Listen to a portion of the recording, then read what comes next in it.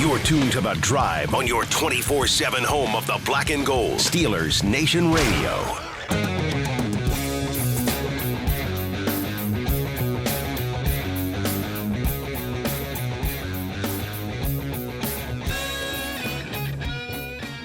Good afternoon, Steelers Nation. It's The Drive on the Steelers Audio Network. Wes Uhler and Matt Williamson with you here on a snowy Tuesday in western Pennsylvania. It's blustery out there, man. It's not great. I still haven't quite warmed up. Yeah, I got my coat on. You still got your coat on. I've been in here for a little while due to some Mike Tomlin press conference responsibilities, but yes, this is a start the car and layer up type day here for sure as we get close to the end of 2025 and the new year. And, of course, Week 18. With that, Matt, today, Tuesday, of course, Mike Tomlin's weekly Tuesday press conference, where we kind of always begin with just the news of the day today, if you will. Great place to start. And we typically begin with the injury updates, as that is, I think, the most pertinent thing from these press conferences on a week-to-week stance. There's obviously exceptions to that at certain times, but I think, in general, the injury updates are really what you're looking for there. From Mike Tomlin every Tuesday afternoon. Darnell Washington already had surgery on his broken arm and has been ruled out. I heard out for the year. I'm like, that's a done deal. Yeah. And there was a kind of a follow-up question about, like, if you guys win the division and you go into the playoffs, is he out for sure the whole way? Any way he could come back? And, Mike Tomlin basically replied, like, we've got a one-game season right now, and he's out for that. So, okay. But okay. I think you're right. Aside from a deep run into February, I don't see any situation where you're at best, I would think. Yeah, where you you're get that extra week in between there. Maybe it's a 4-weeker or something like that. Right, and that's still, what, six or 7 weeks away. Yeah. But we can jump off that bridge when we come to it. Exactly right. I think, unfortunately, you're certainly not going to see Darnell here in Week 18 this weekend, and barring a miracle, probably not going to see him again, even if the Steelers were to go on a deep run. That's a quick turnaround for a broken arm. It is. And especially for a young guy that you want to make sure he has not a speedy recovery, a full recovery. One of those things that Max Starks always differentiates between. Oh, okay.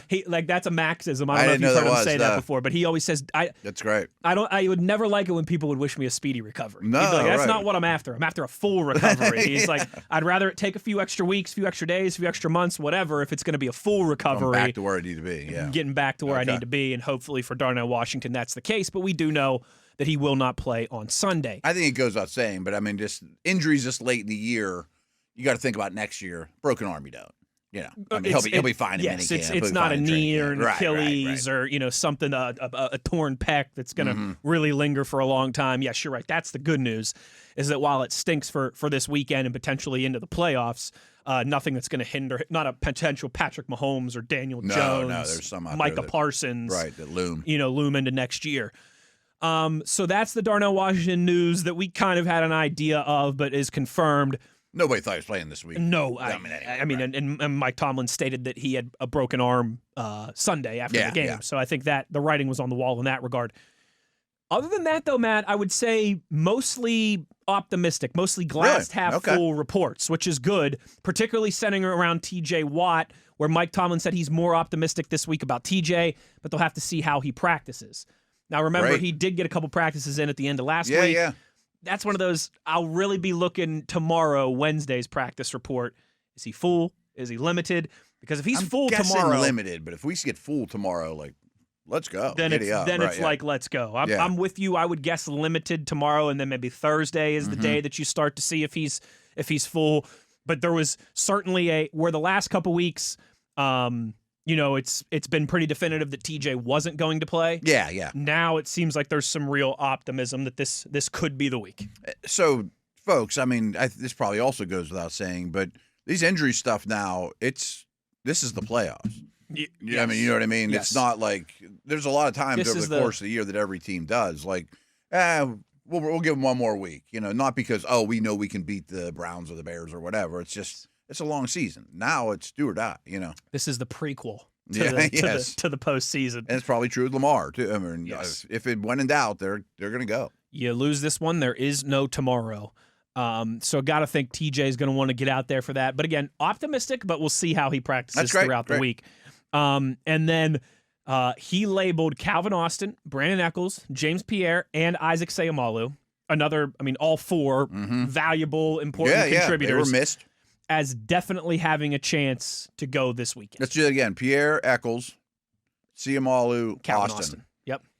Didn't think you'd miss Austin as much as you did, but I wouldn't mind at least having that option in my back pocket for that game. Yeah. Yeah. So they've replaced Seumalo well. He's had a good year. They did. But I think you want some more stability back in that secondary where you can let Ramsey stay at safety and do his thing. I don't want Ramsey in the nickel, not because he's not good at it, but I love him at safety. And it really felt like the Browns. This was something that we didn't. Maybe we could talk about this a little bit more if we do a Tuesday rewind today. But it really felt like those first two series where the Browns went field goal touchdown. Yeah, their only points of the game until the very end. It felt like they were going after the Steelers safeties on that drive. Middle of the field. Some middle of the field, intermediate stuff. Yeah. And I just think Clark's lack of foot speed gets exposed over and over. I think he becomes a target. Yes. Him and Malik Harrison are two guys that play a fair amount that I think get targeted in coverage on purpose, Yes. Yeah. Malik Harrison, also optimistic. Mike Tomlin said that he'll be able to play with a bone bruise. He'll be limited early in the week. Okay, I didn't know you had anything going on. So that's not bad. That's the skinny of it. Darnell out, TJ and the other four optimistic, definitely have a chance. And it sounds like Malik Harrison will be available too. I wonder, and I'm not being critical because they lost, because I would have done the exact same thing last week at this time.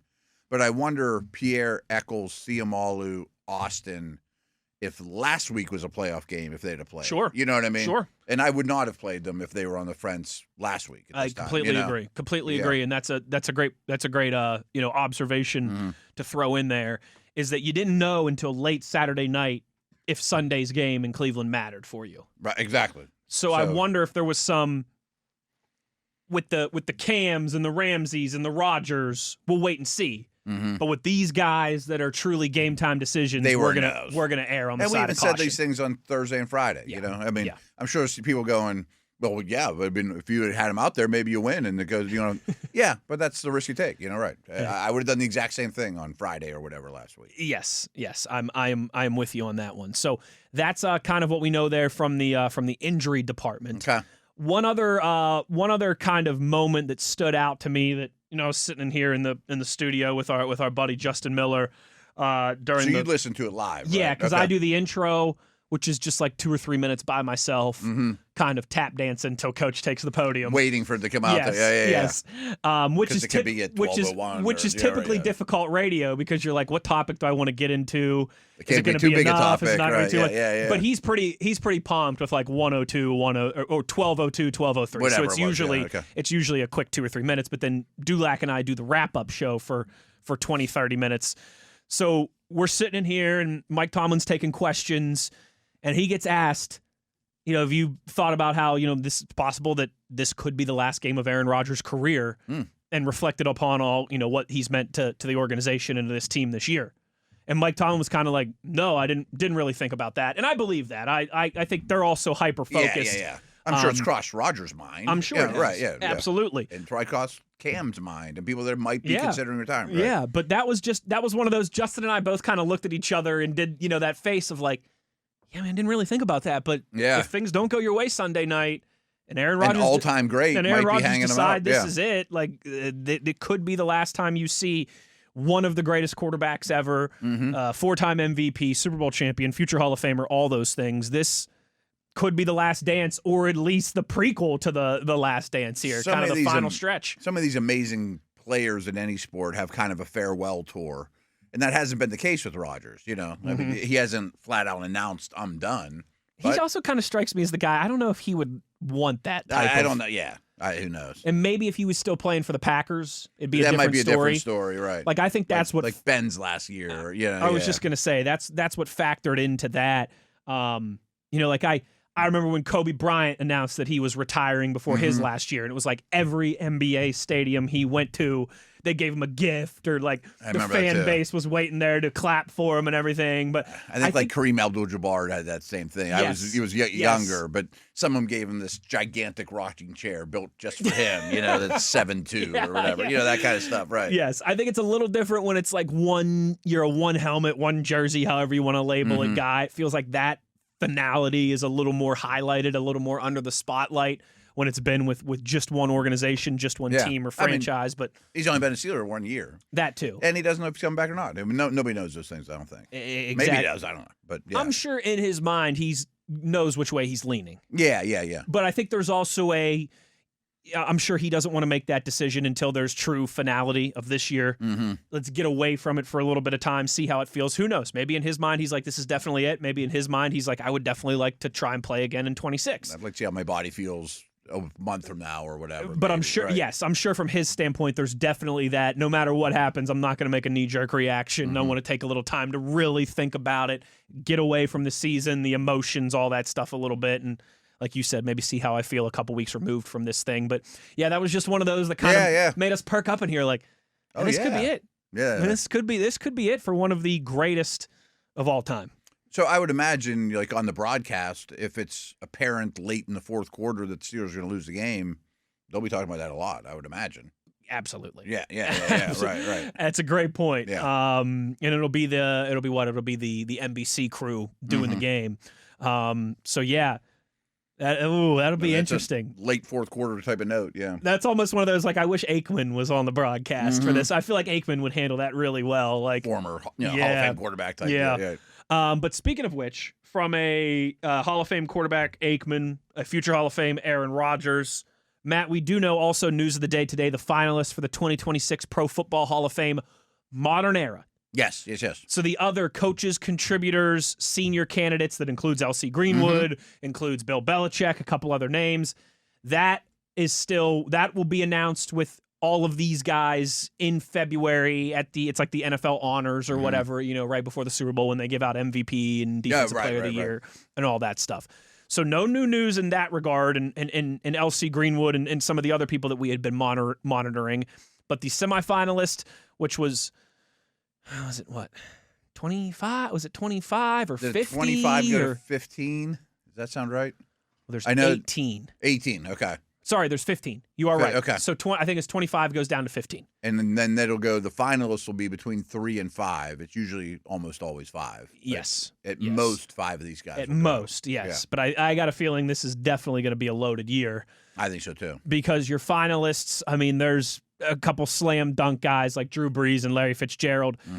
Willie Anderson, Jari Evans, Frank Gore, Torrey Holt, Luke Kuechly, Eli Manning, Terrell Suggs, our brother Dale's favorite player ever, Adam Vinatieri, Reggie Wayne, Kevin Williams, Jason Witten, Darren Woodson, and Marshall Yanda. Those are your 15 finalists.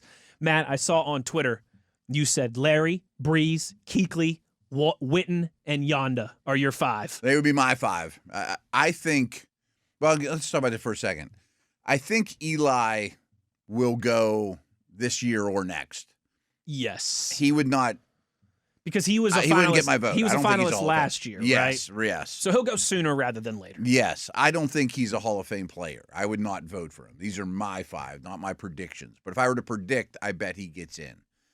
I also, and Dale and I both hated this, I bet Vinatieri gets in some year. Someday. But I don't think he'll be a first ballot, but someday. No, I hope. I definitely would not vote for him. He'd be last on my list. Like, I can't imagine putting him in ahead of Jari Evans, who I also don't think will go. But, like, a guard that plays every game. I mean, we've had this debate before. I think Vinatieri is a unique case because, again, it's very difficult to talk about the history of the league and not bring him up a couple times. But I also completely agree with everything that you're saying as opposed to a Torrey Holt or Adam Vinatieri. That's an every down guy. An easy one. Yeah. Tucker, to me, is the only kicker of late that I think is a Hall of Famer.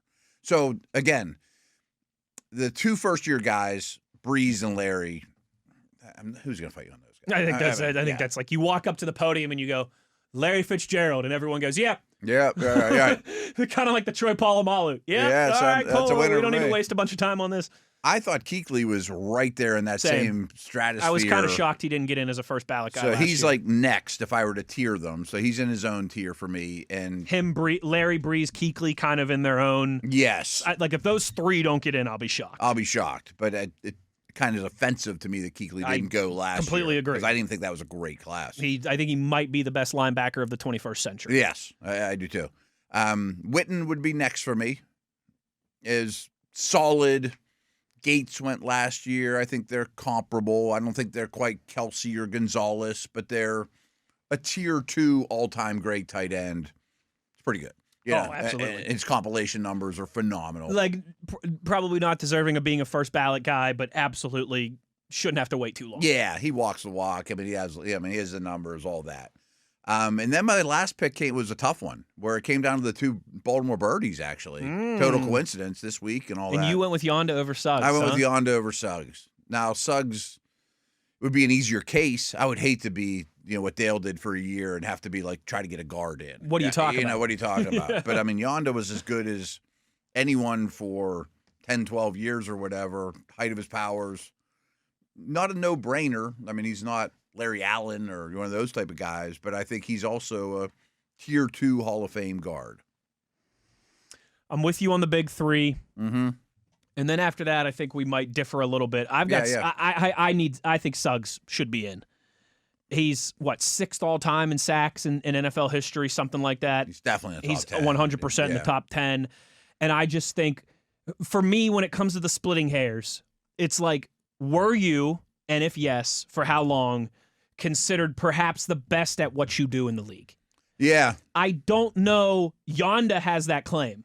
Yonda has at least a few I don't know years if Jason Witten has that claim, because he was always probably not. He was always kind of like the second or third or fourth best tight end in the league. I bet he has a lot of like second team all pros. Yes. You know what I mean? Which is great. Whereas Suggs for 3, 4, 5 years was perhaps the most vicious, most feared guy coming off the edge in the league. It was like him and Debo. Mm-hmm. That to me gives Suggs a little bit of an edge. And then my 5th would either be Yonda or, man, I keep thinking like Torrey Holt has to get in. I know. If you go back and look at Torrey Holt, Bruce is in. I think he's better than Bruce. For a 10-year stretch, Torrey Holt led the league in receiving, led the league in receiving receptions and receiving yards. He was on the all-decade team. He won a Super Bowl. He had 8 straight 1,000-yard seasons, 6 straight 1,300-yard seasons. Yeah. And I know they were the greatest show on turf, and they were a little ahead of their time. But he had a lot to do with it. He had a ton to do with it, and still had a Hall of Fame running back, and I know a Hall of Fame quarterback, a bunch of great stuff around him. But when you when you look at the resume on paper, his is just absolutely ridiculous. It's strong in terms of his numbers, again, in an era that wasn't necessarily the most pass-happy in NFL history. Yeah. But I love having these conversations. I know. I mean, I think I'm guilty of this. I bet voters are guilty of this. And it wouldn't bother me at all if he got in over Witten, over either one of the Ravens I mentioned. I would totally understand it. Because as you can imagine, I've been doing this for years. And when it gets down to this point, someone inevitably has said, pick your 5, Matt, or whatever. Sure. And I've often picked Holt, because it seems like he's up every year. It's like his 7th year, I think, or 8th year. Half of the time that he's been eligible, he's been one of my 5. So I get it. I just happen to this year happens to have those 2 guys right at the top that have to go. Not every year has that no-brainer. I think it's even 3, guy. but I agree with you. Right. But no, I got no problem with it at all. There are some wideouts like Steve Smith, who isn't on this list. He's up every year. Mm-hmm. Reggie Wayne. Yep, Reggie is a finalist. Yeah. That there's that tier of receiver that I think cancel each other out a little bit. But I would take Holt slightly over those names I just mentioned, slightly over Hines Ward. And the fact, it's not his fault, but his teammate went before him, Swan Stallworth, Bruce Holt type of thing. Sure. I thought Holt's a better player than Bruce, so it shocked me that Bruce went ahead. Better numbers too, if you're just just looking on a pure, statistical basis. Yeah.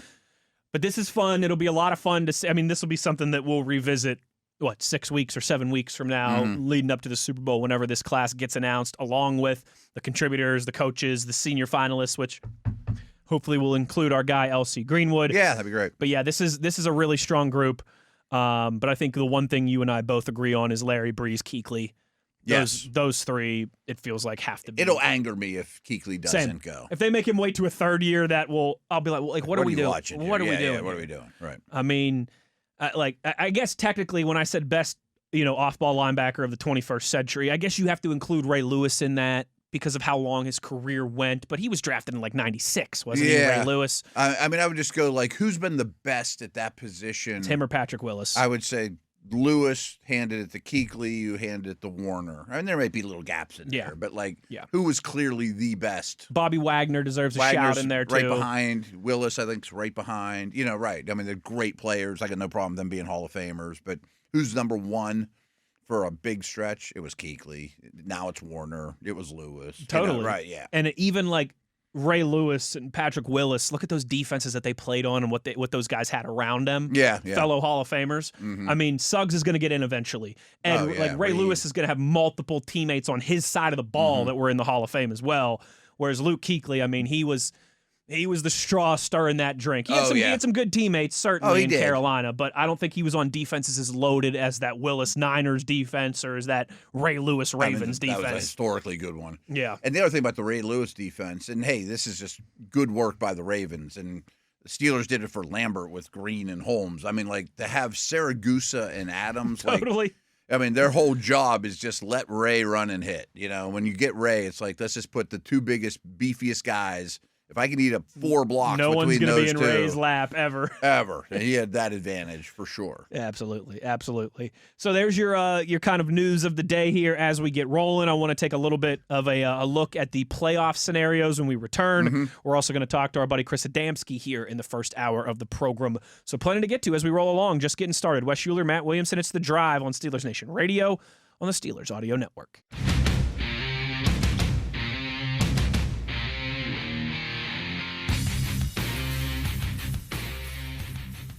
Back on the drive into the phone lines we go to talk to our partner in crime, Chris Adamski, of course, covers the Steelers for the Trib and co-host of the Steelers Blitz with our buddy Tom Opferman. Buzz, thank you for taking the time as always. And just got to ask you kind of about the mood in the locker room in Cleveland. You have been covering the team for over a decade. You've been in a lot of victorious locker rooms. You've covered plenty of defeats as well. What was that atmosphere like? What was that mood like? Was it one of the more, I don't know, kind of jaded and dejected post-game locker rooms that you've been a part of? Or was it maybe, surprisingly still a group that sees light at the end of the tunnel? Yeah, in regards to the fact that it was such a missed opportunity and such a bad team, really, let's face it, that they a 3-win team they lost to, the facts are facts. And in terms of they lost the AFC North, the chance to win it, the hats and T-shirts are there, and it's happened. It's been a repeated thing now the last couple of years. The hats and T-shirts on here. I really wanted to get down there and see if they had like the bin or something ready to go outside the room, and then as soon as that's worked out, they roll it away real fast or something. Whether it's something like that. But and they ship them to some third world country or whatever. They had an opportunity, of course, to win it again or to win it on the field the next week. So it wasn't as if the season ended. So I've definitely, in terms of that mood, what you're referencing there, been in more dejected rooms than was on Sunday evening. They know everything's still in front of them. Obviously they wanted to get it done. Obviously there was regret they didn't get it done. It wasn't any means it definitely was a down room for sure, but I do think, considering they still got another shot here, they removed their margin for error, which is unfortunate. They could have had a week off and all that, and I get it, but they realize that too. But at the same time, they know that it will all be forgotten. If they win Sunday night, no one will really care that they didn't beat Cleveland this past Sunday. This is kind of an unanswerable question, but Wes and I were just talking about it in light of the Tomlin press conference. But do you get the impression that Watt, Ciamalu, Austin, Eccles, Pierre maybe would have given it a go if this week was last week, if it was do or die, and if it was true playoff situation? Do you think they were borderline last week? Yeah, obviously, Watt's the headliner there for both because of the player he is and because of his ailment is so unique too. So you do you would think that maybe a more dramatic snap count restriction who would have went this past week if it was a playoff game, or you like to think that, right? That's not based on anything I know for sure. It's the hunch. They even know, but if you practiced all 3 days and it was limited and everything, you would think that if it was a must-win game at that point or a playoff game, that he probably would have been in uniform, and whether whatever it could be, 10 snaps, 12 snaps, 20 snaps, whatever it would be, limited a little bit more, and then you would think then by everything went okay, then whatever this week would be, then if it was the second round of the playoffs or whatever, in this hypothetical what we're saying, he'd play more. So yeah, you'd think if he went through all 3 practices, if he would have something where he went full Thursday maybe and went half, or went limited on Friday, or he went Wednesday and then sat Thursday, there'd be evidence then that there was a setback or some reason he didn't feel comfortable or they didn't feel comfortable with it. But the fact he went all 3 days, you would think that, barring something else happening, which I guess is always a possibility when you're doing something so unique like this, injury, that he'd give it a shot. And yeah, the Pierre thing is one of those that sticks out to me because it's lasted so long and lingered so long at this point. I don't know. Like the impression, it's 3 games now, right? I mean, they all run together. What's his ailment again? First week, I thought is that he was concussion. Concussion. Oh wow, that's a long time. So he also has I think it's no longer a concussion with him. He has a calf injury. That's right. Okay, good. Yeah. So I don't think, it's not a concussion. That would at least, I don't say that makes sense, but those things can be as they are. So yeah, he's listed as a calf now, and I had the impression the first week that he, was a, questionable early in the week, and I know he wasn't officially, but so I don't know what's going on with that one for sure. And yeah, obviously, hey, it's all hands on deck, right? And there's no sense, if somebody has a soft tissue, something that, we don't want to re-aggravate, you want to give them an extra, you're obviously not going to do that, right? So anybody that could play, although it's been, again, there's so many like little hidden stories this season, and every season, I guess, is in the NFL or with the Steelers, it seems like there's so many things that happen. But, Asante Samuel Jr., a guy who's the fact they have Asante Samuel and he's starting for them, and we don't notice him in a bad way anyway for 2 weeks now. Yeah. It might be a long-term fixture in this team is kind of a buried story and everything else going on. But the fact they have him, it's kind of like it removes the urgency to worry about whether Pierre can get back, right? No doubt. And, sticking along those lines, Chris, how are we feeling about TJ Watt's chances for Sunday night? The last couple weeks, I think pretty quickly it's been shot down that he would have much of a chance of being involved. But this week, earlier today, a much more optimistic Mike Tomlin, going to have to wait and see how he practices, but that there's optimism there. Does this feel like what could be the return of TJ Watt? Let's face it, this would be the perfect time to get a boost like that in that locker room. Yeah, you would think, if he's been whatever medical type clearances to be on a practice field, and I know there's a huge difference, especially a December practice and compared to a playoff football game, obviously, in terms of contact and all that. And they're not going to have any contact this week, I'm sure, in practices. So it's a little bit, there's unknowns there. But you think if he's on the field, there's, I don't know what degree, there's some degree of what TJ is comfortable with, right? When you get to this point with this type of ailment, and with him, the competitor he is, and really any competitor, any NFL player would be a playoff game or a virtual playoff game like this, that he would go. Now, I'd be, barring something happening or some kind of setback over the next few days, I'd be surprised for sure if he's not a go on Sunday. Then the biggest question is whether it's how restricted he is, right? I don't think he'll be out there playing 85% of the snaps like he's played. I don't think it'll be something like that. Maybe half, maybe quarter, maybe in the first quarter, first half, you're doing every other series or something. And if he's feeling okay and he's feeling conditioning, everything feels all right. Maybe you're a tight game, maybe he plays more down the stretch. I don't know, but something like that. But at this point, you would think that everything appears as if there's an optimism and a belief that he would probably come back in a game like this when obviously so much is on the line. As you were talking there, it kind of dawned on me. It's like, okay, if you're going to have him on a pitch count, the easy thing is say, well, third downs, passing downs, Watt's out there. But in this game, and considering the Herbig factor, I might do the opposite. I want him being the guy setting the edge against Henry or maybe Lamar. To me, as great as he is as a pass rusher, his value would be on early downs. Yeah, it's kind of strange. But you're making a lot of sense. When you He's one of the best all-time pass rushers ever. And I'm talking about not use him on third down, right? Yeah. How many guys you've seen?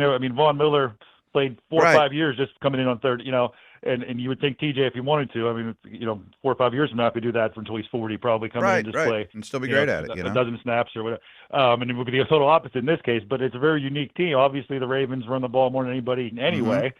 And assuming as the backup, they just won a game and scored a lot of points by, what did they complete, 10 passes? Is that right? I believe Huntley completed 10 passes. Pretty obvious what their game plan was, right? Yes, exactly. And we saw what their game plan was against the Steelers. Now, the Steelers have put together, 3 good games on rushing defense since, but at the same time, it was less than a month ago, this team, if you're Baltimore, you're thinking, we just ran 240 yards on them or whatever it was. 4 weeks ago. So I imagine that's going to be the plan. And you're right in terms of TJ being. If you're talking about run defense, you'd pick TJ over Herbig at that point. Mm-hmm. I mean, Highsmith's okay, good enough. That, I mean, then, Sawyer obviously is what you kind of want him to be, that too. So, yeah, it is kind of interesting. And then you kind of have Herbig as more of the tee-off guy. So that's an interesting way to look at it. And it makes some sense in some way. And reverse logic, I don't. Right? Yeah, and I don't know if there's, again, the whole is just such a unique injury and ailment that I mean, I guess you can't overthink it, right? I say, well, physical run defense is more physical, but I mean, if you're playing an NFL football game, right? I mean, there's you can't be picking and choosing and say, well, this play might be more physical. He might get hurt, on this play, this type of play, running play. It's going to happen anyway. So maybe there is something to that for sure. The proverbial car crash on every single play in a given NFL game. Chris, last one that I've got for you. We know DK Metcalf's not walking through that door Sunday. We know Darnell Washington not going to be available either. I feel like I've asked you this for 3 or 4 straight weeks now, and maybe it's just because you're a Penn Stater just like he is. But is this the week that we finally unleash the as our guy Craig Wolfley would have said, is the Muth going to be Luth on Sunday Night Football against the Ravens? Oh, I love it. That was actually going to be my last question, too. And I was going to throw in Jonnu and the running backs. I mean, where do you think the targets are going to go? Yeah, one of the craziest things about Sunday's game was that the Gainwell wasn't throwing the ball more. Yeah, that was strange. You would have thought that would everything about that game just would have screamed Gainwell gets 16 targets and 11 catches for, it might not be that many yards overall, but at least get a couple of 3rd and 4s or whatever it might be, key plays like that. And he didn't get as many targets. And obviously everybody saw really, to be honest, the one drive that moved the ball all game was the final 2 minutes there. And that was largely on the back of 2 big passes over the middle to Pat Freiermuth. And he didn't have any, at that point, I don't think he didn't have any choice. They still got, obviously, 3 tight ends on the roster without Darnell, and they have the jumbo tight end, too. But, I mean, let's face it, right? The passing game wasn't doing very much at all that game. So whatever you think of MVS or Thielen, and, I mean, that's on the resume right now. That's what happened the first week they went out there with that group, and we'll see if Austin comes back or not. And, I mean, Freiermuth, in terms of, well, I was going to say he's the best. He doesn't have the best resume because Thielen's been an all-pro. But, at this point of their careers, right, he has the highest profile. He's your highest pedigree in 2025 pass catcher you have. I guess you could say Jonnu, too, in that sense. But those 2 guys, and you're right, it's wild how much, like, Jonnu has so many catches and so few yards. It's like, what did he finish with, 5 for 18 this game, this past game? It's just like they give him the ball, but they're not really using him as – they talked about it in camp. The big thing was like, oh, this guy, we're going to put him up the seam. He's going to make these plays, and they don't even try to do it. I don't know what's going on with that whole situation with him throughout the year, or whether he just doesn't have it, they don't believe it, or why that isn't. But it seems like he runs very few vertical routes. Yeah, and they get him the ball every game, but it's always like right at the line of scrimmage or behind the line of scrimmage or after 2 yards downfield. And it's just stretch the field. I don't understand that for sure, but yeah, anyway, when you have a wide receivers core, and we'll see if Austin comes back, that puts up 60 total yards in a game combined between the 4 or 5 of them, you're probably going to go a different route for the next game for how you're going to move your passing game. And I mean, Freiermuth, maybe this would be his. Maybe if you just have everybody pretend that the Ravens or the Bengals, paint them all like orange and black, and then you have Pat Freiermuth just go off and get 12 catches for 170 yards or whatever. Get the Guns N' Roses. Do you know where you are? Yeah. You're in the jungle, baby. And Pat Freiermuth's going to score 3 times and have 300 yards. Chris Adamski, great stuff as always. Co-host of the Steelers Blitz with Tom. Make sure you're checking him out at noon here on the Steelers Audio Network. Of course, reading his work in the Trib. Pardon me. Buzz, thanks for the time as always, partner. And we'll talk to you soon. Happy New Year to you all. Oh, wait. Hold on. Let me redo that. Okay.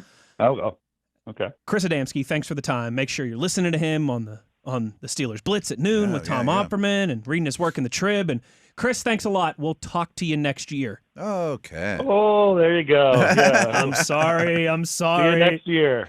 Take care, Buzz. Thanks, dude. We will see you next year. I didn't do that to Rob King yesterday either. I'm slacking. The older I get and the more I do this for a living, New Year's this week isn't even like anything different for me. Absolutely. Yeah. Absolutely. I'm with you on that. And I am trying to lean into the dad jokes as I get more and more into my dad era. But They'll you're come right. naturally. They'll come naturally. Just don't force it. Just let it happen. When we come back on the other side, let's start. We kind of switched things up there and went with Adamski in the second segment. Let's get back into some playoff clinching scenarios and playoff pictures and that type of thing. When we return to close down the first hour, Wes Uhler, Matt Williamson, it's The Drive on Steelers Nation Radio on the Steelers Audio Network.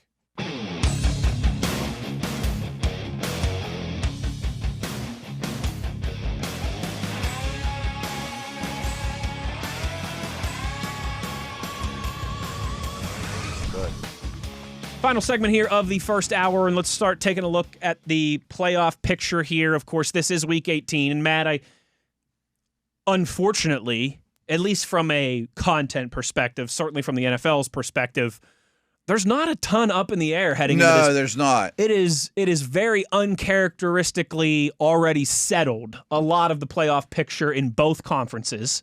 I mean, we know what 6 teams are going, and then the other ones that win the NFC South and AFC North are going to be the 4 seed. Exactly, right. That's set in stone. So what is kind of interesting, I think the NFL's not happy about that. I mean, they'd much rather be 10 teams alive, like the Colts and Chiefs and some of these fringe teams at least have a chance. I guess, are the Lions still alive technically? No, but done. That's they're right, done. they are done. They're done. I mean, so there's not even a team that can sneak in that's not a division winner. I do think it's interesting, and we're reaching a little bit compared to other years, but Herbert got shut down. Who else? Some of these teams you could have a half dozen in one hand, 12 in the other, whatever that's saying. I screwed it up. But 6 in one, half dozen in the other. Right? Yeah. Should we go strong this week, or should we shut everybody down and just accept our fate and see what happens? And the Chargers are kind of shutting down at least They seem like the first one, the first domino to fall. The most important part of that, for those who haven't heard, it's already been announced by the other Harbaugh, Jim, that Herbert will not play Sunday in Denver. Denver wins that. They lock up the first seed in the first round bye. Chargers lose that. They could, if the Bills and the Texans and the Jags and everybody takes care of business, the Chargers could drop all the way to the 7th seed.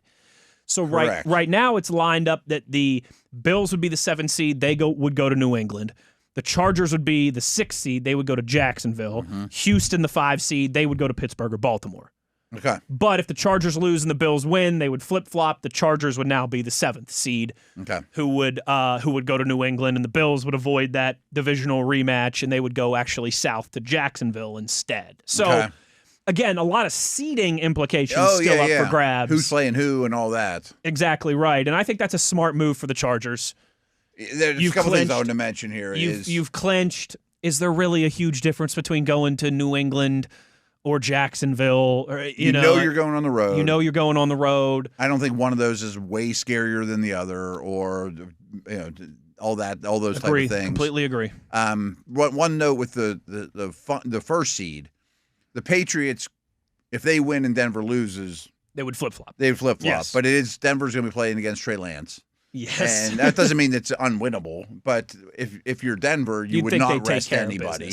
Yes, because then you get a week off. Because then you get or you at least, maybe if the fourth quarter rolls around and you're up 2 or 3 touchdowns, then maybe pull Surtain out or somebody like that. Yeah, or anybody banged up. But I think you're right. You look at it if you're Denver and you're like, let's go take care of business, and then we beat these guys up, and if we pull them out put our feet up for the week. That'd be great. Yeah. I wanted to comment that I'm impressed because sometimes they screw this up. The NFL has New England and Denver playing in the same time slot. So it's not like we already know you want. Smart. Like I hate when they do those things. And it's easier said than done sometimes. But so they're going to both be playing hard at the same time. Yes. I absolutely would have shut down Herbert. I mean, he's taken such a beating. Like on average, he's under pressure. I think like that's 50% of a snap. He's been sacked. He's got a broken left hand. Times. Right. I mean, he's got like this paddle on his hand still. That's obviously a problem. He's way too important. And here's the interesting one, though. I would shut down Josh Allen. Ooh. He has this foot that I think is worse than people think.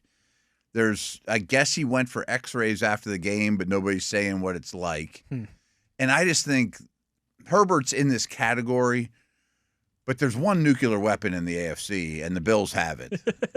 And he has to be healthy or you got no chance. And for me, the Chargers are similar. Like, I can't let this guy get in harm's way in Week 18. They're both fighting something substantial that's obvious. Allen hasn't been himself for the last couple weeks.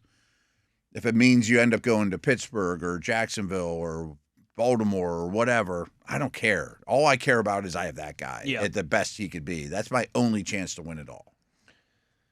I think that makes a ton of sense. I know that makes a ton of sense. I think I brought this up to you maybe yesterday, but I wonder how much the last game of Orchard Park factors into what Buffalo does. Yeah. And I know that's... It shouldn't. It shouldn't, but they're humans. It's an emotional, The owner might say it matters to me. I don't know. It's a great call. Sean McDermott might say it matters to me. Josh Allen might say it matters to me. It probably matters to all three of them, but the smart thing is don't play him. The bigger goal is the Super Bowl. Yeah, certainly. Or maybe, Josh Allen gets he gets 2 series to start the game or something like that, and you're up 10-0 on the Jets. But I'm with you. He might beat the Jets with Trubisky. Certainly could. Certainly could. But then, again, I don't plan on going on this wormhole too deep, but if you set Allen, are you setting Cook? I'm not setting my O-line. I'm putting Trubisky out there against a really bad Jets team. But Cook, to me, would be another one that'd be like, man, he's taking a beating over the week. I need him fresh. I need him fresh. Yeah. I think so. I think so. It's just both of them. It's for teams like the Chargers and the Bills, you're seating the Chargers sit everybody too? Like I'm sitting like Khalil Mack. I'm sitting anyone who's remotely banged up or is just a Khalil Mack long in the tooth. Let's give this guy an extra week. That might be a total sit down the more I think through that one. Because Buffalo, you'd still like to win, and you like your chances against the Jets. Yeah. Oh, man. As we're having this conversation right now, the NFL is having these same conversations very begrudgingly. Yeah, exactly. And not to mention all the teams that don't matter that are playing each other. Who doesn't play in those games? Again, we're not naive. If the Bills sit everybody and the Chargers sit everybody and the Texans and the Jags sit some people and the NFL executives are going to be meeting in March and April going, how do we prevent this from happening again? But 8 teams in the playoffs. Right. We already expanded the regular season to give people more opportunities. We already expanded the playoffs to get an extra team in each conference. We can't have these dead Week 18s, and I know it's such an anomaly, but they don't look at it like that. They look at it like we can't let this happen again. Ever, no matter what. Right. And I think the answer is, like you said, it's a one-off. That's the answer, but quite often billion-dollar businesses don't just accept that's a one-off. Right. That doesn't protect the bottom line. There's no Thursday night football this week. There's no Monday night football this week. It's a very good point. Wild one on last night's Monday night football conclusion. Maybe Saturday night games are good. The Saturday games are going to get a lot of eyes. At least meaningful. I'm just thinking about eyes on the sport this week. I completely agree. Yeah. And college football's got some good stuff against you. Wednesday, Thursday, certainly. The NFC, same scenario. 6 teams have clinched, seeding stuff up for grabs, and one division title that will be contested head-to-head. Of course, the Carolina Panthers at the Tampa Bay Buccaneers. That'll be the Saturday 4:30 game. Carolina is the one who could tie and still advance. Oh, okay. So the Bucs need to win, Carolina win or tie. But other than that, San Francisco and Seattle will play for the 1 seed Saturday night, at 8 o'clock. But other than that, Bears, Rams, Eagles, Packers, all clinched. So the way I understand it is the Bears and Eagles are going to be 2-3 or 3-2. Yes. Yes. Would you care? I don't think I'd care. No. I wouldn't want to be the 4 seed because I wouldn't want to have to play the Rams. Right, but I don't even know that the Rams are going to be the 5 now. They lost last night because they did lose. I think the loser of Niners Seattle becomes the 5. You're right, and then the Rams would be the 6. So that's why I asked. Packers would be 7. I want to play the Packers. So if you're 2, you get to play the Packers. You get to play the Packers. But if you're 3, you probably get the Rams. Those are like my favorite and least favorite teams to play. So if I'm the Bears and Eagles, do I go strong just for that? Or not? That's a perplexing one to me. That is a perplexing one. I think if Packers look very vulnerable. Very much so. Yeah. If I'm the Bears, I want to keep winning. I want to keep my momentum going. I want to keep this upward trajectory. I don't want to hit the pause button if I'm Chicago. If I'm the Eagles, I'm more willing to hit the pause button. If I'm the Rams, I'm more willing to hit the pause button because I've been there. I like that approach, yeah. You get what I'm saying? For Chicago, it's like McVay, first-time Stafford, head coach. All those guys for the Rams have been there. All those guys for the Eagles were just there. Yeah. None of these Bears as constructed went together, of course. Right. I mean, Tooney's been there, but I mean, like. And this is Ben Johnson's first crack at this. It's Caleb Williams' first crack at this. So the other thing you didn't mention, but is set in stone too. The Packers are definitely 7. Yes. The so, Packers. I'm glad you mentioned that. They are definitely 7. Whoever 2 is now, I think it's the Bears. If you win, you get the Packers, which I don't think you care about. I mean, I don't know. There is a rivalry aspect. The Bears there. might want the Packers of like a. Yeah. Let's. I mean, I would plan our. Even if it is a rivalry, these guys. Yeah. Let's plant our flag in the. No, that's the one. If I'm a division champion in the NFC, I'm trying to avoid the Rams. Yes. I would rather have anybody else. I'd rather have the Niners. I'd rather have the Seahawks. I'd rather have the Packers. So I don't know if the Rams. I should know. I don't know if they're set in stone as the 6th seed. There might have to be some weird stuff that happen. Yeah, that's a good question. But McVay said today he's playing everyone, which I didn't understand. Yeah, I don't understand that either. I mean, I know like Devontae Adams won't play, but I guess maybe they only play a series. I mean, in that, we're going to play everyone. Okay, they're out Stafford by the end of the has first a quarter. baseball hat on, and sure, that's a possibility. That certainly is a possibility. But I think they're locked into the 5. I don't think they can catch the Niners or the Seahawks. I think they're locked into 6. Sorry, I keep messing I don't think Sorry. they can. I think the loser of the Niners Seahawks is 5. Yeah, I know it's not set in stone, but that's like 90%. There's a chance with weird like ties that Seattle and the Rams, like the 3rd tiebreaker. I went through this on my other podcast, and it's basically yes. So the Rams can only be the 5 or 6 seed. If Seattle loses, I think the Rams have a tiebreaker over them, like the 3rd tiebreaker, like strength of opponent or something. Okay. Common some opponents. Crazy tiebreakers that play into it. But all in all, things are pretty set in the NFC. Pretty set. I mean, Niners Seahawks turns into a real big game. Yes, just for seeding and bye implications. Bye, right? Yes. Yes. And so I mean, if I'm the Bears or Eagles, I don't want to play any of the NFC West teams. No. I'd love to. I think that no matter who you are, I think you want to go to the South leader or you want the Packers. I think that's the strategy as we stand here today. Certainly. Hour in the books, another hour to go. Let's take a look at some power rankings, some updated draft scenarios, and orders to run by here in hour number 2. Plenty to get to as we roll along on the drive. Uhler, Williamson, it's the Steelers Audio Network.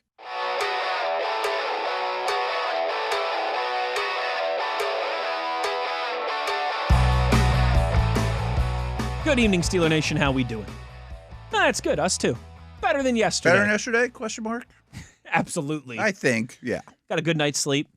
Girls slept in till the balmy hour of 7 a.m. So oh wow, we were really feeling good. I think my kids slept till noon. So I was saying this. Well, they don't wake me up to get breakfast anyways. They don't need anything from me. No, they do not. I was saying this. So my brother-in-law is with us for a couple more days. He was in for the holiday. He graduated from Robert Morris last year. Okay. He now works in Wisconsin. He works for a software company in Madison, Wisconsin. And I was having the conversation with him last night while we were all having dinner of this is the time. This time of year in summertime, or when I really miss being young, being in school. Oh man! Because just Christmas break and summer break, it's the best. I've told you this, and it's rinse repeat at my house lately with my son having people over and just crushing 30 packs left and right. But last night they're watching the Monday Night Football game, and 10 or 12 of them in the basement, just making a mess out of my house. And I go down to halftime and I fill my glass and.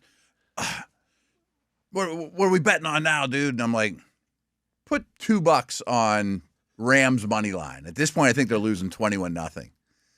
Boy, the place erupted.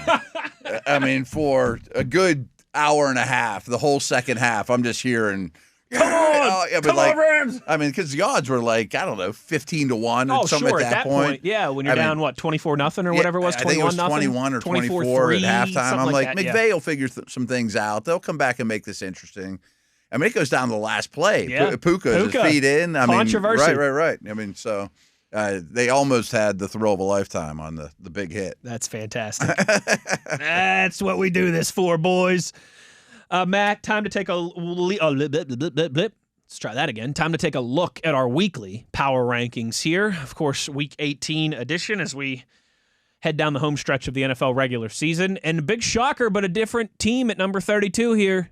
Jets? No, I'm just kidding. It's okay. the Raiders. I was going to say the Jets better be 31, but nobody beats out the Raiders. I just 32. wanted to see if I could get you like a what? No I way. would totally. I mean, Jets got embarrassed Jets, pretty bad. I mean, they're pretty horrible right now too. Whew. Yeah, that's Raiders 32, Jets 31. Okay. If you wanted to switch them, I wouldn't hate it, but yeah, that's exactly both how it clearly, clearly bottom of the barrel. I think it's a conversation at 30. Yes. Giants. That's who it is. Okay. I think I would go Cardinals because they're horrible right now. The Giants at least just won. And right. The Cardinals are 1-13 in their last 14 games. It's hard to ignore. Yeah. Now again, we are, we're picking through the, garbage. Garbage here, and I'm saying I want that rotten banana peel over that, that orange that's been cast aside. But we're dumpster diving. But I think I would go and Cardinals. Some of these teams are shutting guys down too that could have played, and don't get me wrong.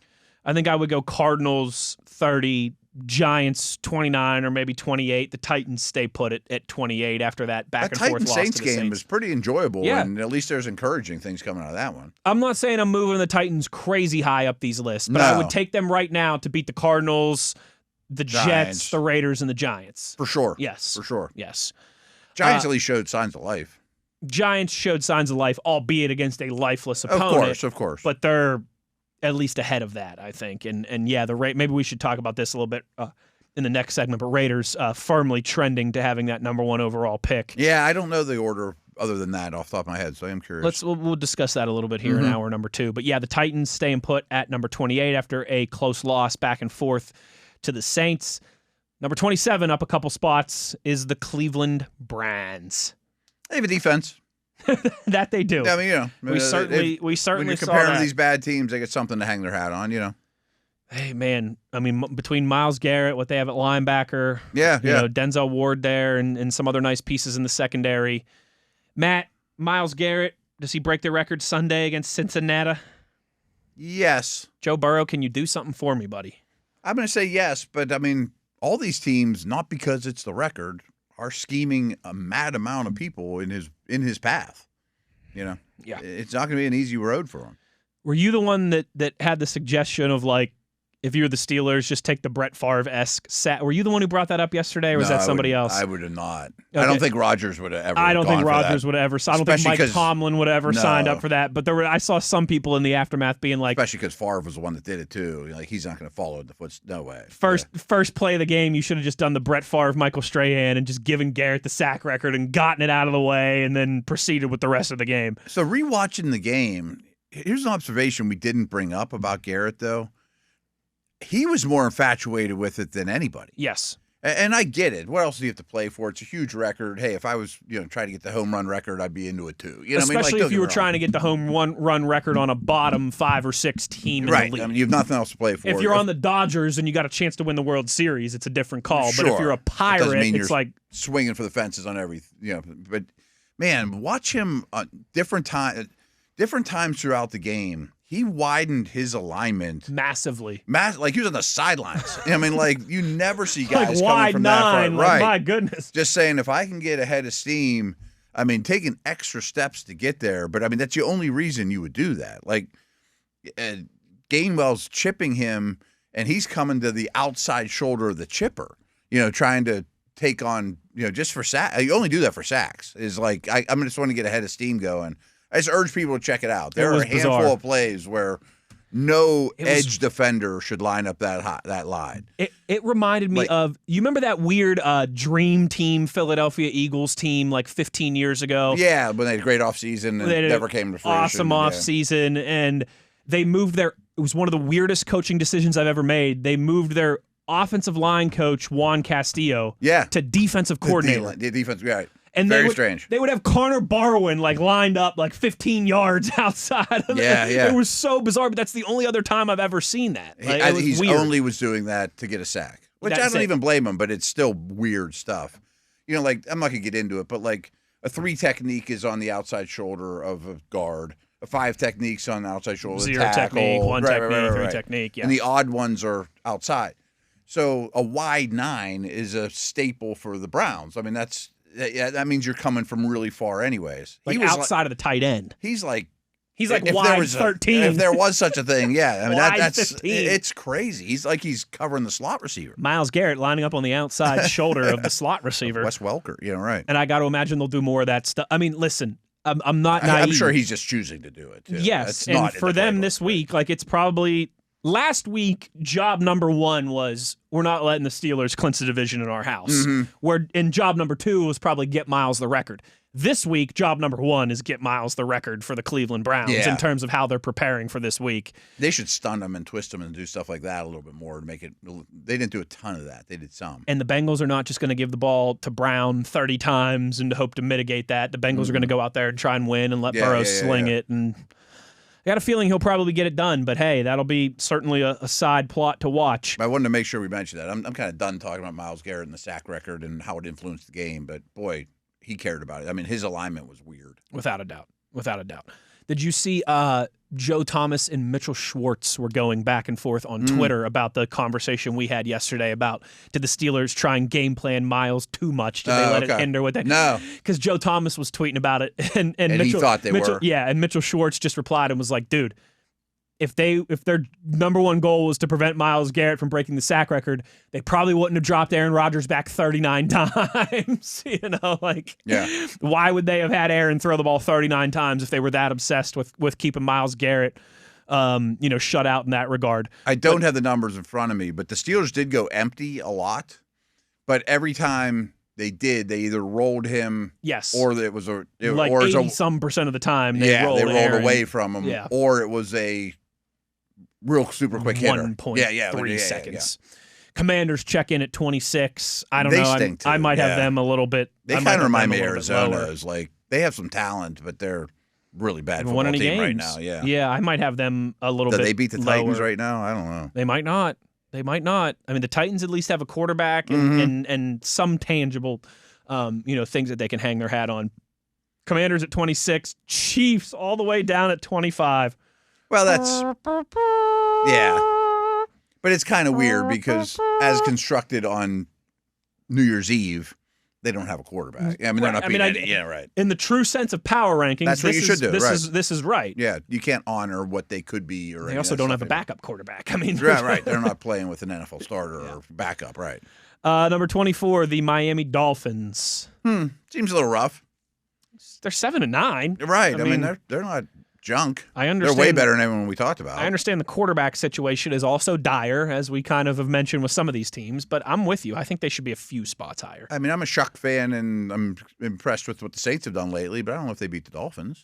The Saints I assume they're coming up soon. Are 1 spot ahead of the Dolphins at 23.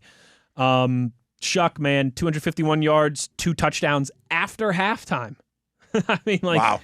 He's been very good. 4 straight wins for the Saints. I mean, again, they were in that conversation for the top overall pick about a month ago. He's going to be their starter next year. Now it's like, I think we've got our quarterback for next year. How do we build around that guy and keep building up the nest? And Olave's really come on, too, which has helped them big time. Mm-hmm. They might be a pretty well-coached team, too. They might be. They took over a bad situation. They're one of those, like we've said with the Titans. Like, they're a good offseason away, not from being a contender, but from being maybe a playoff contender. Getting back. Could win 8 or 9 games. Getting out of this neighborhood. Playing important football in December still with something on the line. 22 is those Cincinnati Bengals. They've been rolling the last 2 weeks. They're playing as well as they have at any point really in the season.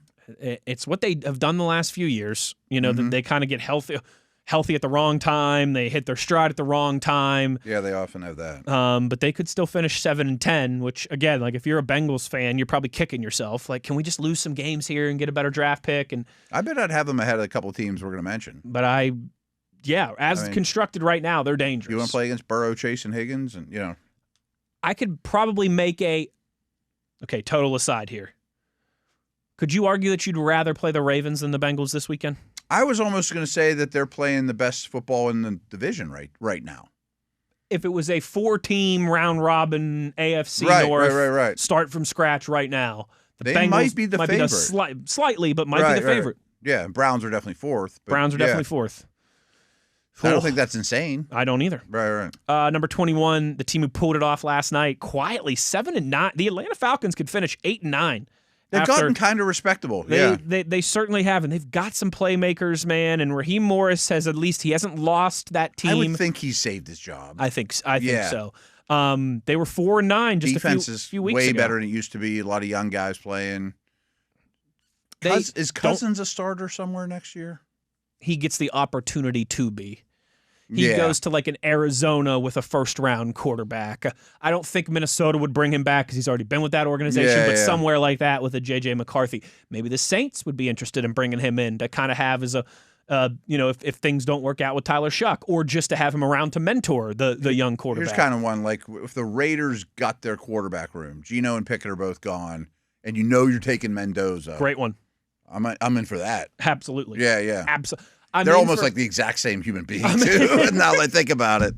They are both weapons-grade goofiness for both of those guys. How'd you like to be that quarterback coach? Weapons of mass dorkstruction between the... Yeah. In fact, for everybody in the Las Vegas market right now, if you end up drafting Mendoza and getting Kirk Cousins, you're welcome to use weapons of mass dorkstruction. And you don't think you have to worry about them getting in trouble in Vegas Strip.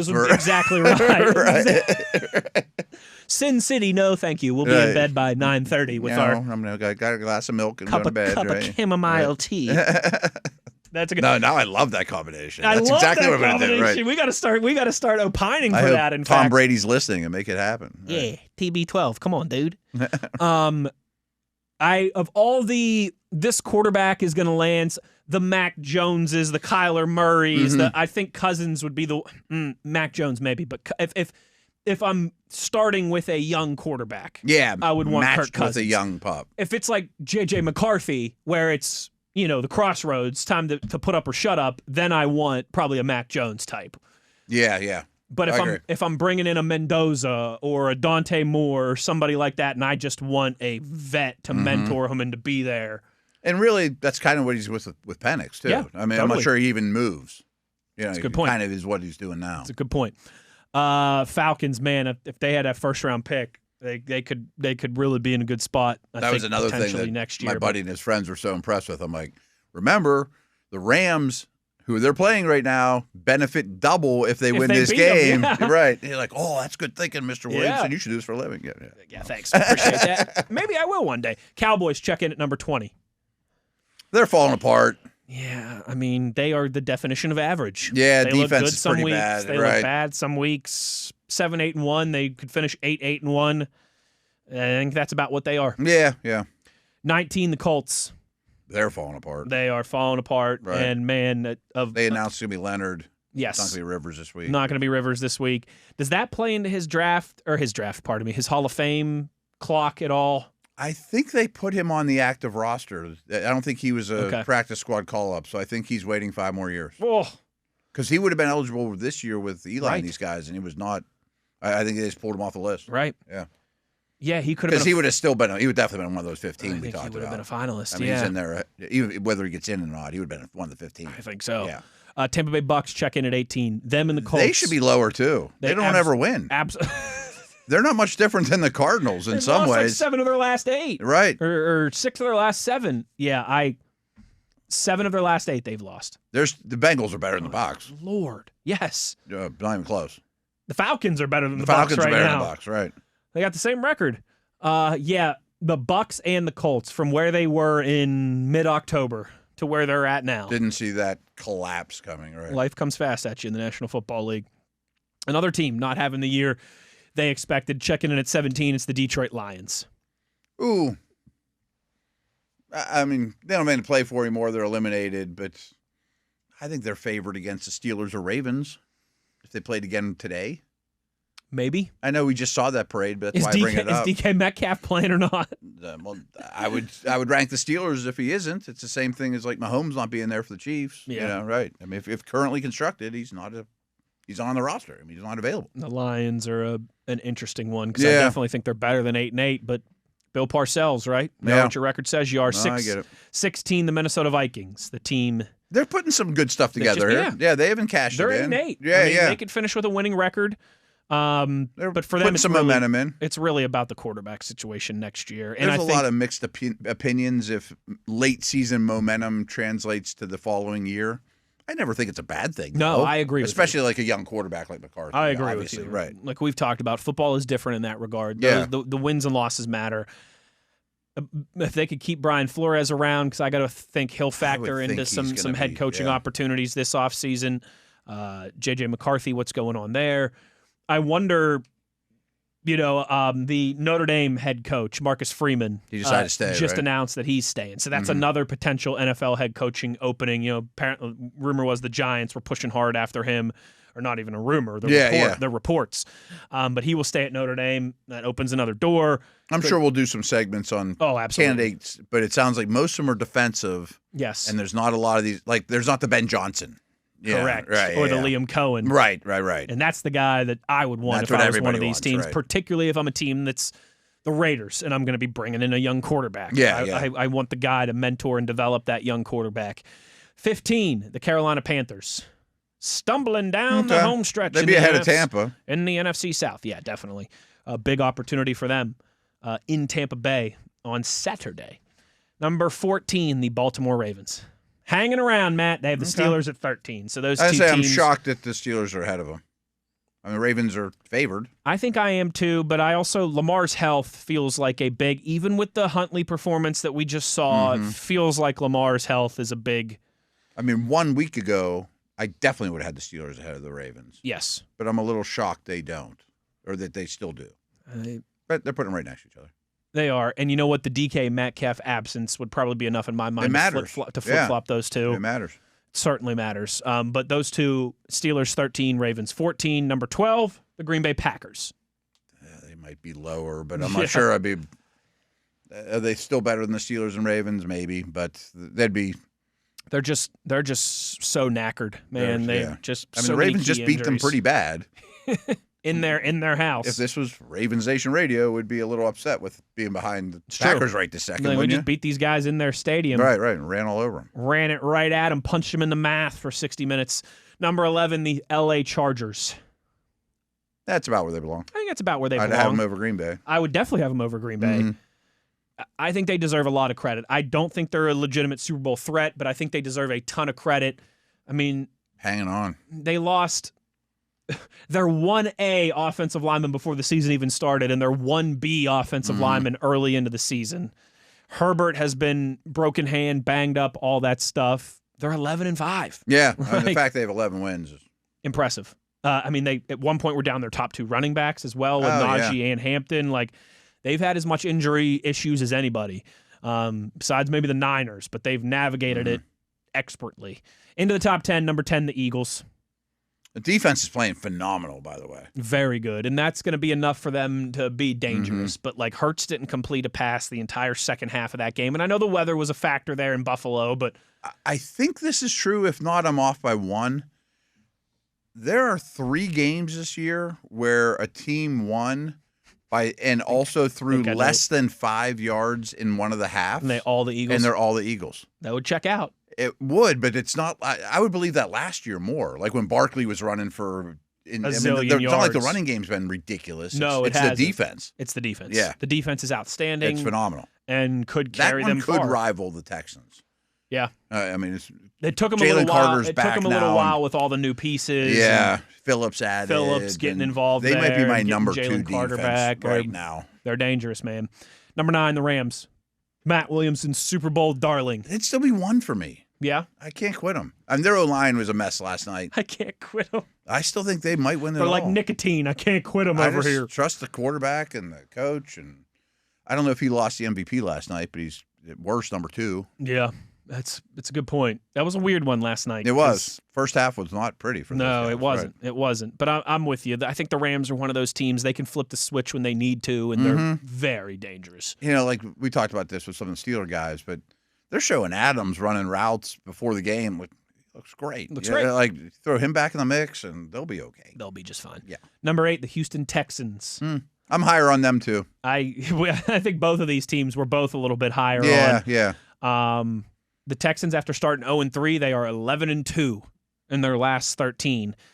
I think we mentioned it, but I don't know if we were clear enough last segment. Chances are whoever wins Sunday night gets the Texans, right? Yes. Okay. Yes. Yeah. Yes. Because the Texans play, I forget who, but the Texans, I think, have a pretty favorable. Well, it's someone in the division, and it's not Jacksonville. So it's either Indy or... It's the Colts. It's the Colts. Yes, it is the Colts. Yeah. So that should be a favorable matchup, certainly, and that would lead to Riley Texans, Leonard-led Colts. Yes, the Texans traveling to Pittsburgh or that would lock up their 5 seed. The Chicago Bears check in at number 7, Matt. I'm cool with that. For real. Yeah, they're for real. You know, like you have group chats with your buddies. We've all got that same thing. Kind of a running joke that we've had in one of my group chat with all my buddies, you know, since probably, I don't know, mid-October, Halloween time frame is like, are the Bears for real? Are the Bears for real? Are the Bears for real? I know. And now it's just like every weekend, it's like someone will text, hey guys, the Bears are for real. Hey guys, the Bears are for real. Like Sunday night, every time Chicago would answer the Niners, someone would be like, hey guys, I think the Bears are for real. They're for real. I know that they lost in San Francisco, but even if they lose the first round of the playoffs, they had a very real season. Absolutely. Number 6, the Buffalo Bills, down 3 spots after that loss to the Eagles to 6. I don't know, man. I still think Buffalo's a legit contender and threat in the AFC. Yeah, especially the way the AFC is constructed right now. But this is another one of those, such a week-to-week league. I felt a lot better about the Bills last week than I did this week. Me too. And a lot of it's just Allen health. Yep, that's 100% it. 100% it. Number 5 into the top 5 here. The Niners check in at number 5, up 2 spots after taking down Chicago. I've been reluctant to buy in. Just like the defense is getting hit so hard with injuries, but they just outscore everybody. Their offense is unbelievable. It's unbelievable. Unbelievable. It's a machine. Broncos check in at number 4. Cool. Yeah. Right. You're not going to crush them. Broncos versus Patriots. Yeah. Whatever. Yeah. I think this is about right. They've got their flaws, but everybody does. If Bo Nix is, playing at a plus level, I think the Broncos are very dangerous. I was talking on my Six Pack podcast, about that class. We were talking about May versus Stafford for MVP. Maybe May wins it. And then my co-host was like, I'd put a buck on Caleb Williams for next year. I'm like, great. I don't think that's crazy. Great call. Maybe they're both ahead of Daniels, who none of us are worried about at all. And then I threw out, you might see May versus Knicks in the AFC Championship game. Very well could. That class could be outstanding. Rivers, Eli Ben, yeah. It could be, what was it, Elway, Kelly. Marino. Eason and O'Brien were in there, right? too. Yeah. Kelly went to the USFL right away, but then it took a year or two. The Burrow, Tua, Herbert, Hurts, Love, pretty strong lately, too. Pretty good. Yeah. Pretty Tua's good. falling off, but still. Did I tell you did I tell you guys yesterday I watched the Elway documentary, the I Netflix did too. documentary on the drive to Cleveland on the bus? Thought it was really good. Yeah. Very good. I did not know that John Elway was the quarterback of the famous "The Band Is on the Field." I didn't put 2 and 2 together on that either until watching that was his last college football game. Imagine. And what's crazy is he had an awesome drive before. Converted a 4th and 14. That's all anybody would talk about. It would be like some legendary launch John Elway in the NFL. Instead, it's one of the most epic endings. Tuba players getting smashed. The Band is on the field. Right. That was his last college football game. I didn't know that either. Losing to your rival like that. Whew. Number 3, the Jacksonville Jags. I get it. I can't argue with it. Makes a ton of sense. I think you and I both all year were very cautious on them. But But at 12-4, ever since they blew that game in Houston against Davis Mills and the Texans like 2 months ago, they have been outstanding. Number 2 is the Patriots. Number 1 is the Seahawks. Fine. I'm fine with that. Seattle will be 1. I would definitely have Seattle ahead of anybody in the AFC. I know people think I'm crazy if I had the Rams 1. They don't have as good a resume, but Seattle does. I think I would probably have a couple more NFC teams ahead of, because it's Seattle 1, then Patriots, Jags, Broncos. I might have some of those NFC teams higher than Patriots, Jags, Broncos. That's what I say. Are the Eagles better than those 3 teams? Are the Rams better than those 3 teams? Maybe. Niners. I think the Rams are definitely better than those 3 teams. I think so too. Yeah. But again, I understand for the purpose of power rankings. Yeah, and the recency of it all. The Patriots did just absolutely boat race the Jets and make it look like that was a scrimmage game. So. Yeah, the Rams have 2 recent losses. But I tell you what, pretty soon, these power rankings, we're going to rip them up and throw them out the window, and we're going to see the playoffs play out here, baby, and see how it all goes down. This is a long segment. We're overdue for a break. Let's take a little bit of a look at the draft order when we return on the other side. Wes Uhler, Matt Williamson, it is The Drive on Steelers Nation Radio on the Steelers Audio Network.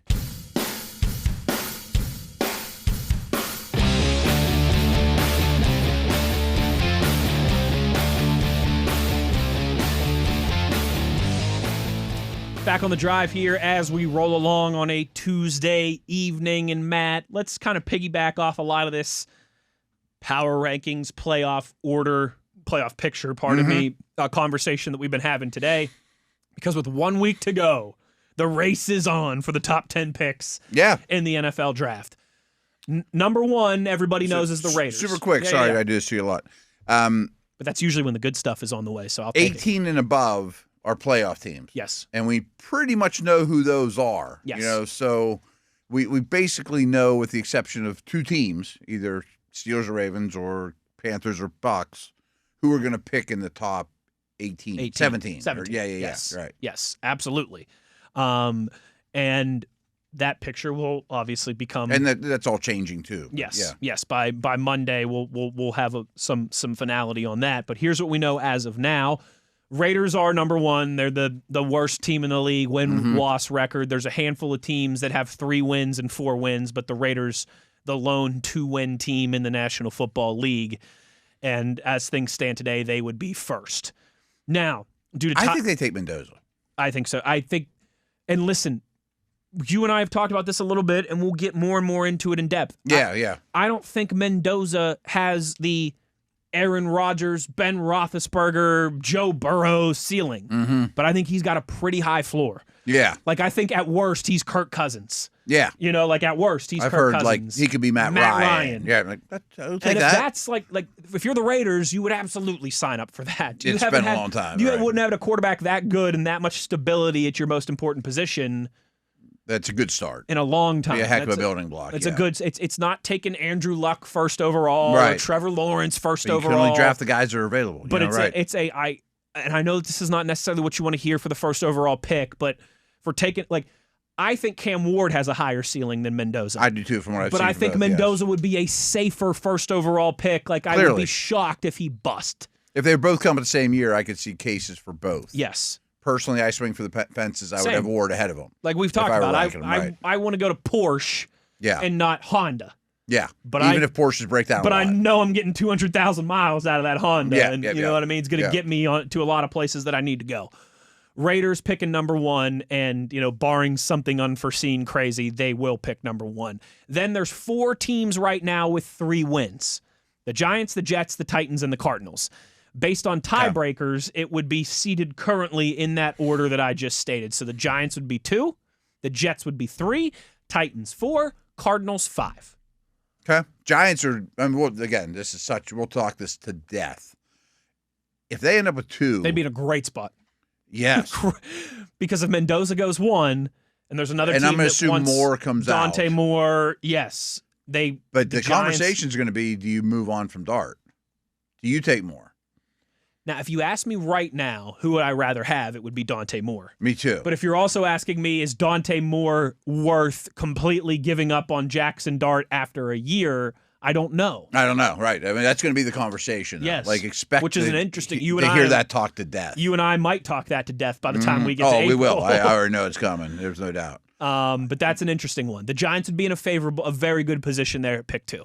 So people will be like, boy, that's hard to move off first-round quarterback. No, it's not. I mean, he's making like $4 million a year or $5 million a year. He was a 23rd pick or something like that. Did moving off of Kenny Pickett kill the Steelers from a cap standpoint or anything? Absolutely the way that it's structured, it's not hard to move from late first guys. Yeah, if Jackson Dart was the 6th overall pick, it's a different conversation. It's a little different conversation, yeah. Number 3, the Jets. That'd be a good spot for them too.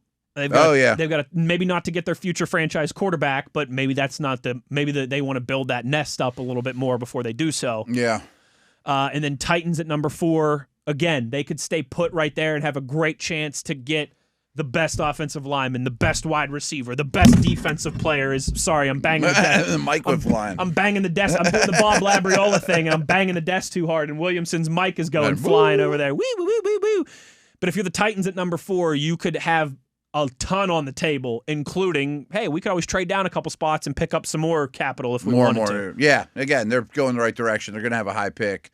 There was a portion of the season where it looked like they'd have 1, and then you could really hold teams for ransom for Mendoza. Absolutely. And that would be a wonderful spot for Absolutely. them. But I think that ship sailed for them. That ship has sailed for them. They could still move up a little bit from 4, but it's going to be the Raiders picking first. I believe that. A team that at 5 is not in the greatest scenario is the Cardinals, because it's probably going to be too late for them to get a quarterback there. Yeah. And I don't know. Again, they'll have a shot at taking a really good offensive lineman, really good defensive player, but they're going to be probably one of those in the quarterback market as well, and they might. I wonder if they just run it back with Brissett, trade Kyler, and try to get in that market a year from now. That's probably what I would lean towards. Maybe Kyler or Brissett's pretty good. Yeah, I mean, there could be worse stopgaps for a year than Brissett. Absolutely. And think you're picking in this neighborhood next year. There are currently, Matt, 2 4-win teams in the NFL: the Commanders, who would pick 6th, and the Cleveland Browns, who would pick 7th. I've been hard on the Commanders, but they're a pretty good roster to be picking this early to add a premium player. If it's 6, maybe you could get the 2nd or 3rd defensive player off the board here. Yeah, that's what I'm thinking. What if you get an Arvell Reese here? If you get Reese or the second best edge rusher, or something like that. Like, okay, I'll be buying back in on that. Commanders are in a good spot too. Browns is an interesting one at 7 because, again, you're probably out of the quarterback range there. I wonder if it's just. Well, they do have 2 first, don't they? They do. But the other's going to be the Jags, which is going to be higher, but later. They could get to 2. They could. I mean, you could convince the Giants. Why don't you keep Dart? And we'll give you 7, 22, or 23, whatever it ends up being.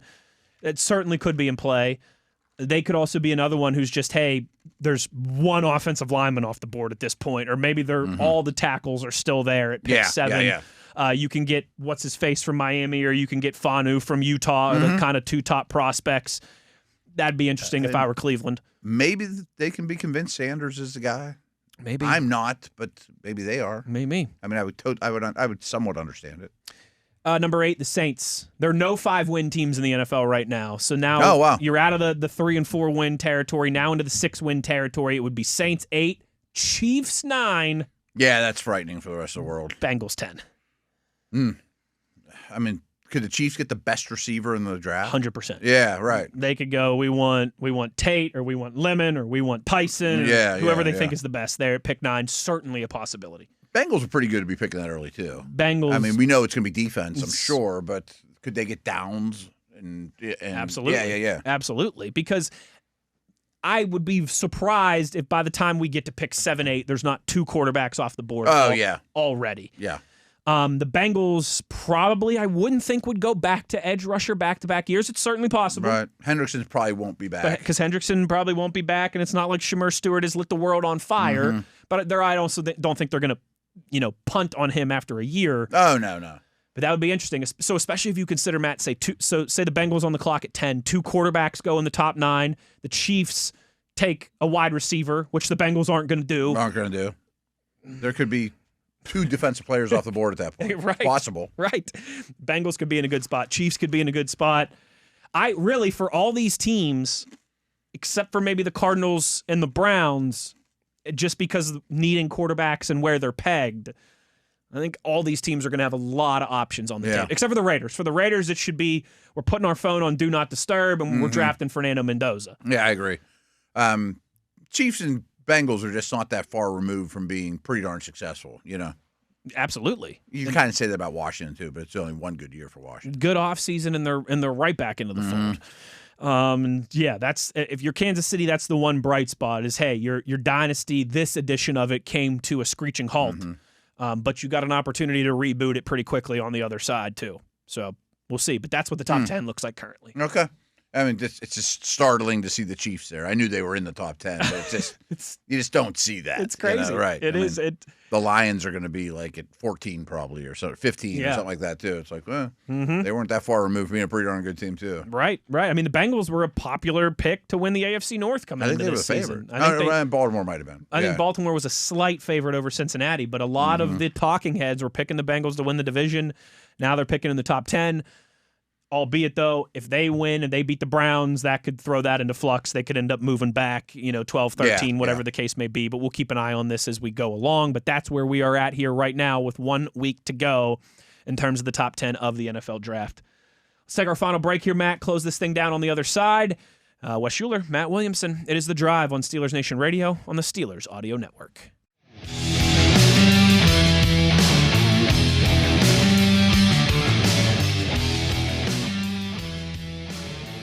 Final segment here of The Drive on this Tuesday as we cross some T's and dot some I's before we get up out of here. Matt, I did notice this too. Matthew Stafford, 6th all-time in NFL passing yards now after last night. Passing former Pittsburgh Steelers quarterback Ben Roethlisberger. Oh, did he? Okay. Yeah. So Ben jumps a spot back there in terms of his career. Stafford, I know this was a debate a couple years ago, but like he's a no-brainer, surefire Hall of Famer now, right? I thought so the second they won the Super Bowl. Yeah. And probably even before that. Yes. And now, especially if he wins an MVP, I think that's a first ballot Drew Brees level type, that we had that conversation. I think he's kind of vastly underrated in terms of like all-time quarterback ranks. I agree with you on that. Right. I agree with you on that. And I think especially in hindsight, like the couple times that he was able to navigate the Lions to the playoffs and things like that look even better. When he went to the Rams and had the success that he had. Uphill climb, yeah. And I think people had kind of written him off, and then they have that resurgence last year and win a playoff game and take Philly down to the wire and then have another chance to go on a great run this year. I haven't done it in a long time, but like if I do like my top 20 quarterbacks of all time, I don't think he's in the top 10, but he'd be in the top 20. You know what? That's another one of those things that we should do this offseason. Yeah, it's the hardest one ever, but watching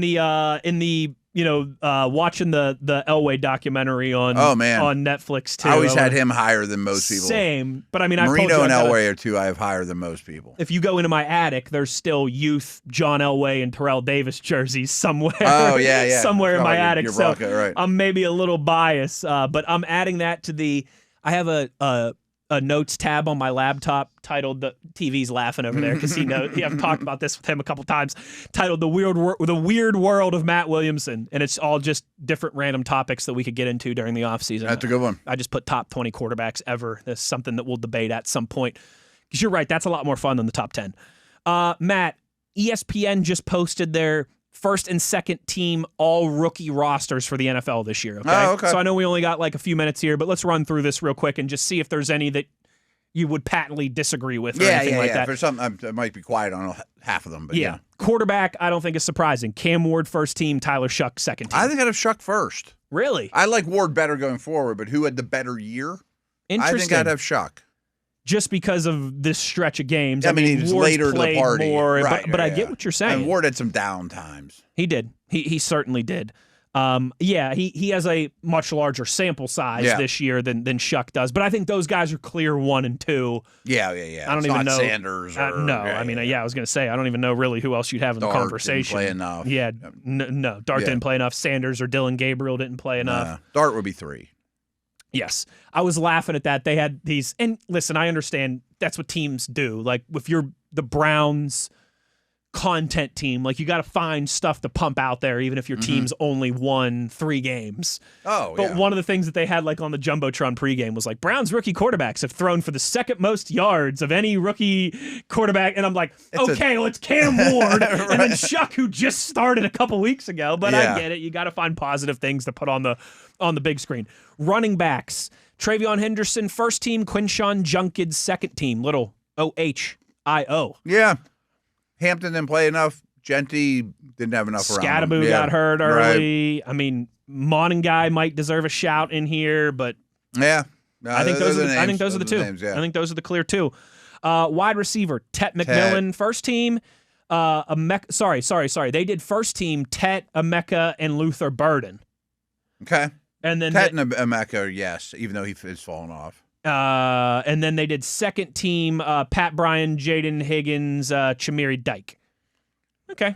Yeah, I might have just picked between the top 3 for first and second teamer, but I think those top 3 are the clear 3. Yeah, it's not super impressive though. It's not. I mean, Mbuka started out crazy hot, and he's like kind of flatlined like they have. I think McMillan's the clear 1. I mean, he's a good player.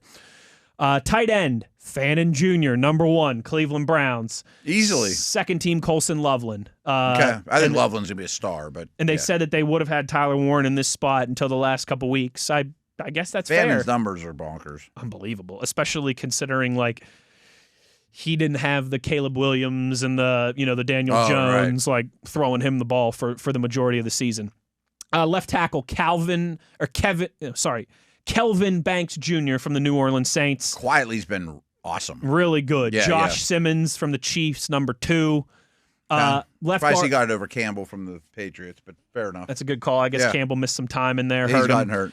Gray Zabel, the left guard for the Seattle Seahawks. Good. I think one of the more underrated offensive linemen in the entire league this season. I don't think there's any centers to pick from.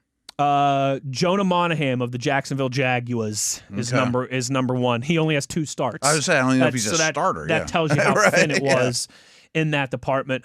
Tyler Booker, the right guard for the Cowboys. Him and Zabel have both been real good. Is first team, and your boy Armand Membo of the Jets. Easy one. Yeah. Easy one at right tackle. Let's see here. Abdul Carter at edge rusher. Is he going to win? Who's going to win Defensive Rookie of the Year? I think it'll be Schlesinger. You think so? Yeah. It very well could be. He's obviously the pick at linebacker, but Jihad Campbell right on his toes there. Will Johnson, first teamer at corner out of the Cardinals.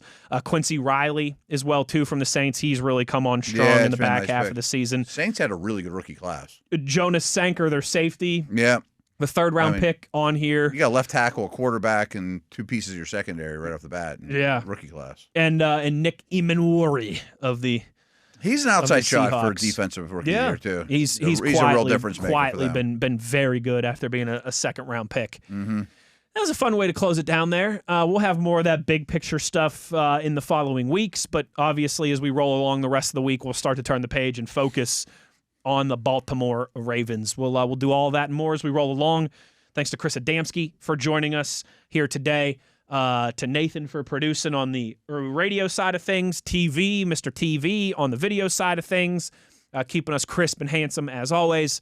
For Matt Williamson, I'm Wes Uhler. Take care, everybody. We'll talk to you tomorrow. As always, you know where to find us.